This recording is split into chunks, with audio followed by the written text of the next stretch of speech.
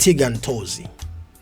Jina lake linafanana na Tigwan bwana. Huyu dogo kama mnakumbuka vizuri alikuwa ni yule dogo ambaye alikuwa yuko signed na Chief Godlove. Lakini bahati mbaya au bahati nzuri, mimi naweza nikasema ni bahati nzuri, hawakuweza kufanikiwa kuendelea kufanya kazi pamoja, na sasa hivi I think dogo anafanya mambo yake. Na hii ni project yake mpya, I think toka atoke kwa Chief Godlove, inaitwa Letter Number 1 na ni intro.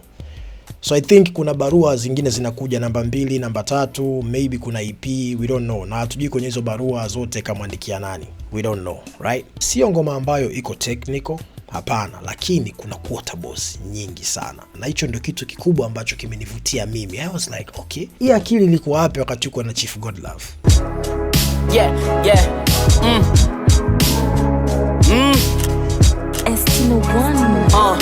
Sometimes hautakiwi kuwa mnyonge, unatakiwa kuwa mwamba hata kama sio kibonge. Big time kesi ya kukuza ng'ombe pale unapohisi Nice. Sometimes unatakiwa kuwa mwamba hata kama sio kibonge. Mwamba hata kama sio kibonge, you get it. Afu anakuja anakuambia big time.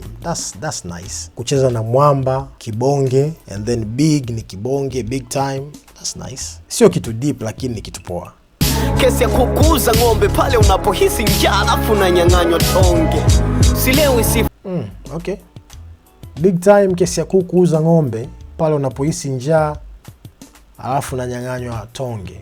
Unajua msemo wa kesi ya kukuza ng'ombe, like kitu kinaweza kikawa ni kidogo kwa macho ya mtu mwingine, lakini kwako si kitu kidogo. So ili kupigania kitu ambacho unakiamini, wakati mwingine kesi inaweza ikawa ni ya kuku, lakini bro wewe uza ng'ombe, ili watu wengine wakiona wajue kabisa bro, next time huyu jamaa unaweza ukafanya naye A, B, C na D, lakini usivuke mpaka, kwa sababu ikitokea unavuka mpaka anaweza akafanya kitu chochote kwa gharama yoyote ili heshima yake irudi.